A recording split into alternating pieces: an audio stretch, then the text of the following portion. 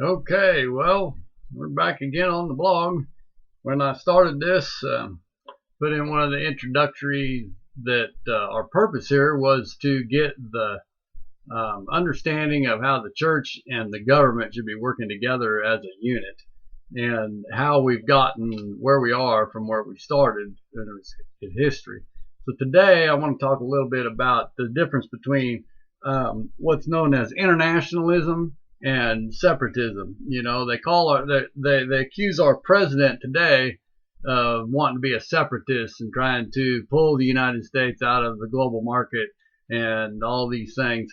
And this is a direct result of what we're going to talk about today, which is the influence on the social mindset of the people through science they call social studies. I'm going to read a lot of things to you today out of documents that are in the public viewing for our government. You know, and a lot of people, they're going to say, oh, this is just that left-wing extremist or right-wing extremist, conspiracy theory stuff. But this is all the real factual evidence taken right out of our archives. This is stuff that's been going on for a long time. This is one of the reasons why, the generation of the 1900s that they say is the greatest generation of America. I don't agree with that statement at all.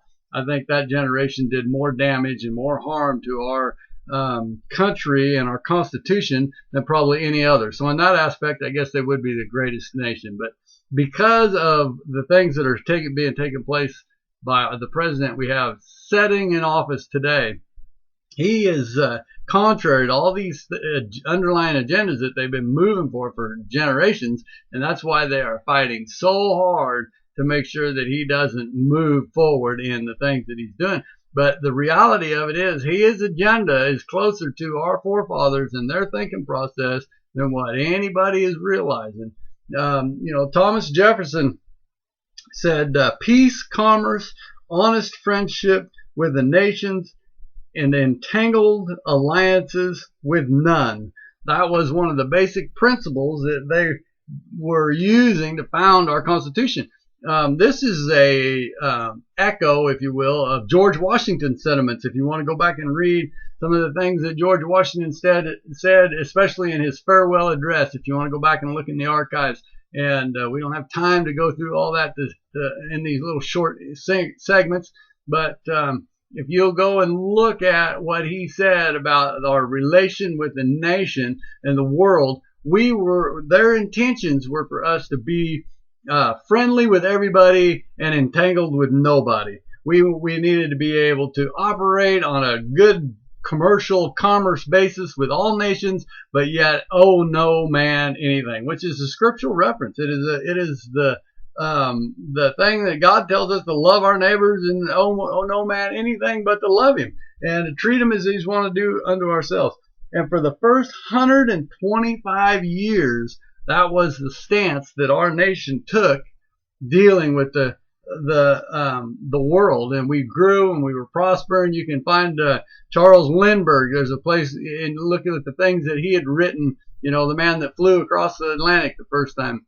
He was talking about the soul eagle, I think is what the name of that article is, that he had written or mentioned about how the United States is the standalone. You hear people say, well, are we the moral dictator of the world? Well, yes, we are. We are not necessarily the dictator, but we are supposed to be setting the example for morality, for the way to live. And if we would live that life in this nation with the freedoms that we have in our government, allowing the people to grow and prosper in those things, then we become the envy of the world, and that draws people in. That's how this nation grew to be what it was. That's how everything began to go for that first 125 years and become the miraculous intervention of the things of the world.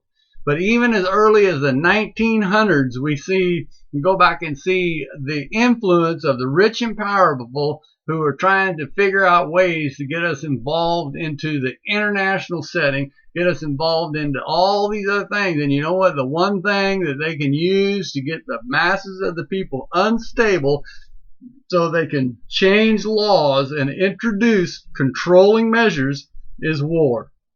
And if you'll go back, you'll read what is it, Mister? I'm taking this note out of a book called the 5,000 Year Leap, and there makes a note in here about the Norman Dodd report that was given to the committee, the Reeds committee. That's what it was. Reece. I'm sorry, REECE committee that was investigating the science of social studies, social science, if you will. You remember when you were in school, you studied social studies, social science. Well, they were dealing with the investigating on the interactions of the government with the things, and in these reports you will find where he found as early as in the early 1900s they were influencing the power, the Rockefellers and the Fords, and those were trying to influence the American mindset, figuring out a way to control the mass of the people to get them to do what it was that they wanted to do. And they're working in these areas and trying to dictate the change of atmosphere, if you will, to the people in order for them to gain control of them. And this section here that I'm going to read to you is right out of the Reece Committee report that was given to Congress. It says, this is dealing with the inner church world movement is what this is titled. And it says that an early project of the Rockefeller family was the inner church world movement. Started in 1919. John D. Rockefeller Jr., the son of John D. Rockefeller III, founded the IWM.